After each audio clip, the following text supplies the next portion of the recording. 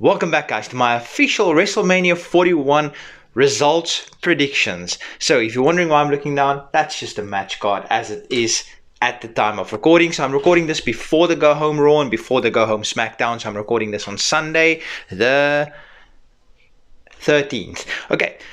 So, WrestleMania 41, it's one of those strange ones. It's not one of those I'm looking forward to the most ever. I've definitely seen some more stacked cards, but you know what? It is what it is. I'm still going to enjoy every single second of it. So let's start off with Gunther versus Jey. So Gunther versus Jey, I made a video recently about how the build is absolutely atrocious, but I filmed that way before the Jimmy stuff and way before Gunther became absolutely monster Gunther. So I do think that WWE could have done a lot more with this. And do I think that Jey was the right choice to win at Mania, at Rumble? What am I saying? At Rumble? No, absolutely not. But we have to take what we've got. And we've got Jey challenging Gunther.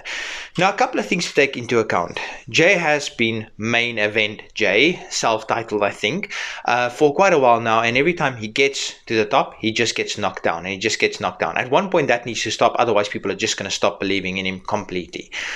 So, Gunther will absolutely destroy him in this match the whole time, but I do think right at the end Jey will have his babyface comeback, and I do think that Jey will ultimately be the victor. And I personally, this is not my personal opinions, this is just what I think's going to happen, and I want to see Gunther win, but I don't think so. I think Jey is going to be victorious. Next, we've got Americano versus Rey Mysterio, and we all know that it's not Chad Gable. We all know that it's absolutely not him. So this is going to be an absolutely brilliant match. I mean, you've got Rey Mysterio, you've got whoever is under that mask, but whoever's under that mask is a pretty solid wrestler. I do think that they could possibly make some kind of stipulation still in this go home editions. Maybe there's some mask versus mask or something like that. Somehow, no matter who wins, somehow the net result will be the unmasking of whoever is under that mask. Whether it's Chad Gable, as some people believe, or whoever it is, I believe the net result will be the unmasking. But in saying that, I think with some shenanigans, Rey will take the loss and then maybe get his comeback and give him his comeuppance and remove his mask. Maybe that's ultimately what's going to happen, but I'm saying L is taking the W, as weird as that sounds. Next, we've got the War Raiders versus Kofi and Woods.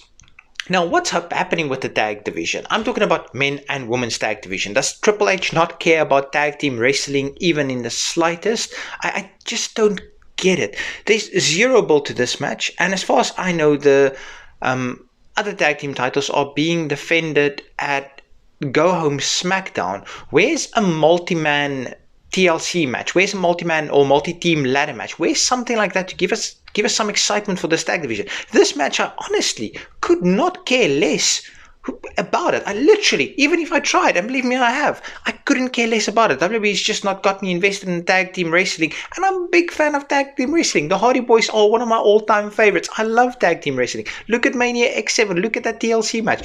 Couldn't we do something like this? I mean, we've got so many talented teams. Motor City Machine Guns, we've got Street Profits, we've got Pretty Deadly, we've got the Creed Brothers, we've got so many talented teams, but just somehow we just can't get it together. Maybe they make a change on the go home shows and maybe there's some kind of match announced. I really hope so. But for this one, I went on a long rant now, but ultimately War Raiders versus Kofi Kingston and Xavier Woods. The heel team of Xavier Woods and Kofi Kingston, they need to win. Otherwise, what's the purpose of even turning them heel? Do I think BB what am I saying? Do I think Biggie might get involved in some kind of way? Yes. Maybe to try and cost him the match, but ultimately there's some kind of mistake. But I do think Kofi and Woods, they are taking the W. Next, Jade Cargill versus Naomi. And I think this new heel character for Naomi has given her a second chance in WWE. Her babyface, Feel the Glow, all of that, just it had a ceiling where this heel character is bursting through that ceiling. So if Jade Cargill loses, her character is DOA. If Naomi loses, not the end of the world. So I've got no real horse in this race because I'm not a particular fan of either of them. I've never been a Naomi fan, and I think Jade is not ready yet. She's getting better by the week. Well, she's been off TV for a while, but she is getting better. But I don't particularly have a horse in this race, but I do think Jade absolutely needs to win more than Naomi. So I do think that Jade will ultimately take the win. Next, we've got LA Knight. Yeah, versus Jacob Fatu for the United States Championship. Oh, by the way, this Jade, Cargill and Naomi, there's nothing at stake. It's just a grudge match, which women's wrestling, they don't get those opportunities at WrestleMania. The women's wrestlers, when they face each other at WrestleMania, it's for a championship. But I digress. Also, another thing. Why is the Women's Mid-Card Championship, specifically Chelsea Green, why is she not on this card yet? Hopefully she makes it because she's... sorry.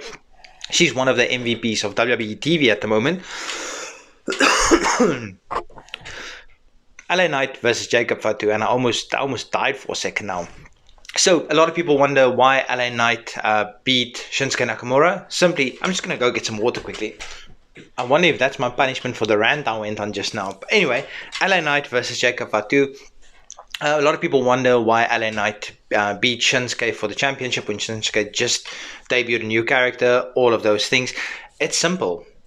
They needed a face to go up against Jacob Fatu because I think this is the moment where Jacob Fatu is absolutely going to skyrocket up the WWE card.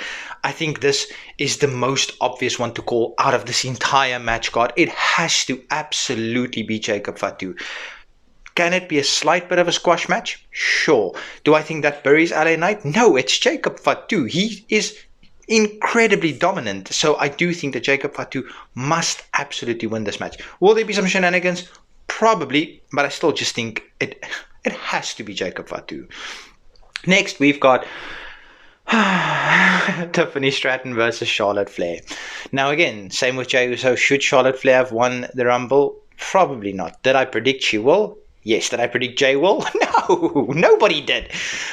So Charlotte Flair versus Tiffany Stratton.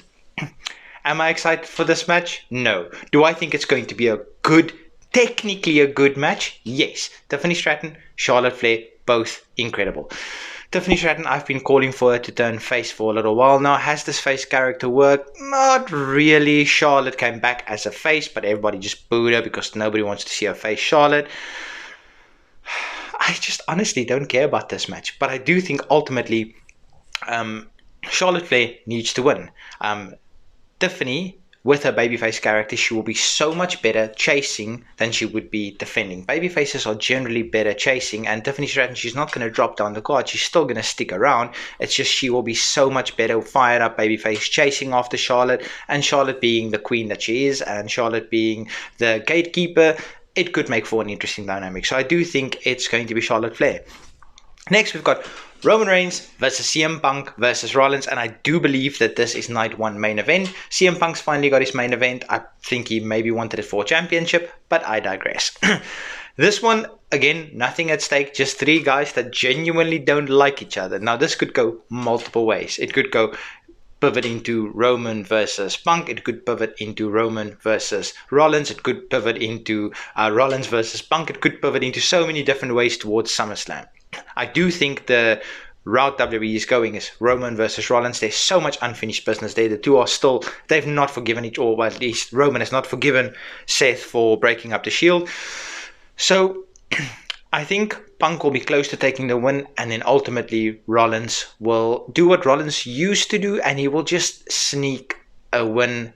And I think this will maybe pivot towards Rollins versus Roman. I'm not 100% sure where they're going with this, but I do think Rollins is taking the W, and that's just what I've got. Night 2, AJ Styles versus Logan Paul. Again, could not care less about this match. Is it going to be a brilliant match? You've got AJ Styles, you've got Logan Paul. As much as I don't like Logan Paul, the guy is good.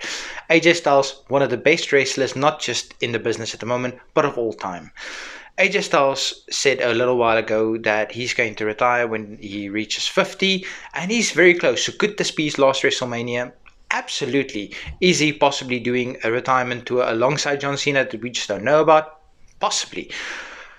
Does Logan Paul need a win? No. Does AJ Styles need a win? No. Who do I want to win? AJ Styles. I'm going to keep it as simple as that. I want to see AJ Styles win. And there's nothing more to it, just AJ Styles for the win. Okay. Tag team division, here we go again. We've got Liv and Raquel versus Bayley and Lyra.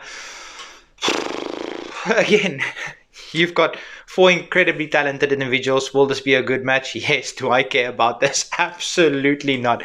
What WWE did, they took a bunch of women that's got nothing going at the moment and they just put them together in makeshift tag teams. Literally no build to this. No care in the world about the women's tag division. Just a bunch of random people tagging together. It baffles the mind how the tag division could be so absolutely neglected. Now, this is the Judgment Day kind of defending, and you know what? I don't know who's going to win. I'm just going to say through some shenanigans and through some cheating, whatever, I think Liv and Raquel will retain, and Bayley and Lyra will go on to different things, maybe a longer feud for the mid-card championship or something. Wasn't Bayley supposed to work for the NXT championship? I don't know what WWE did with this tag division. It's just an absolute shambles. Next match Next match is Priest versus McIntyre. Again, nothing on the line, and this is the only one, I believe, at time of recording that's got some kind of stipulation. It's a Sin City street fight or something like that, which is just a fancy way of saying it's a street fight. It's Damian Priest versus Drew McIntyre. Neither one of these guys can really afford to lose because they're both at that point where they're pushing for the main event, but they need a big win. But ultimately, I do think WWE will go in the route of McIntyre rather than Priest. So I do think that the win will ultimately go to McIntyre rather than Priest. And my reasoning is as simple as that. Next, we've got Bron Breakker versus Penta versus Dom versus Finn. Okay, sorry, not Finn. Finn Balor.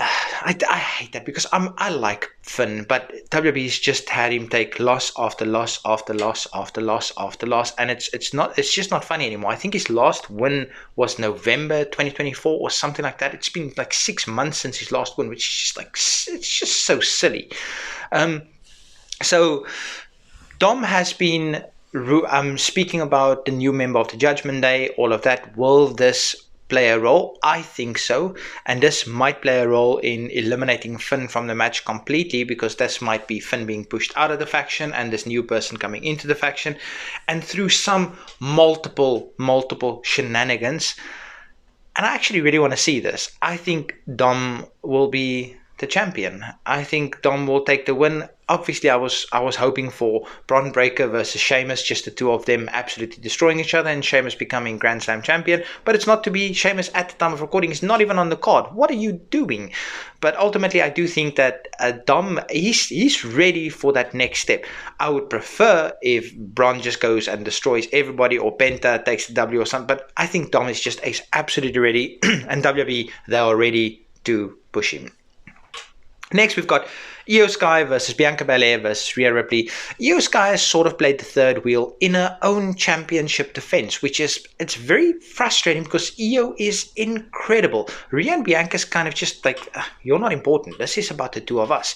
Now, Rhea and Bianca, do they need a championship for a feud? No. Could they go on and have a feud at SummerSlam just based on hatred of each other? Sure, absolutely. I think what's happening here is Bianca and Rhea, they're going to be so concerned with destroying each other that they're going to allow Io to pick up the sneak win. Kind of what I've got with Roman, Punk, Rollins, but it's not going to be one person is ignored. It's just Rollins is going to sneak a win. They're just going to forget Io even exists in the match, as if they've forgotten that Io exists in this whole build, even though she's the champion. And ultimately, I think Io will sneak the win. And now we're getting to Cody Rhodes versus John Cena for the WWE Championship. John Cena, of course, turning heel for the first time in 20 years. So, what do I make of this? I make of this, it's very simple.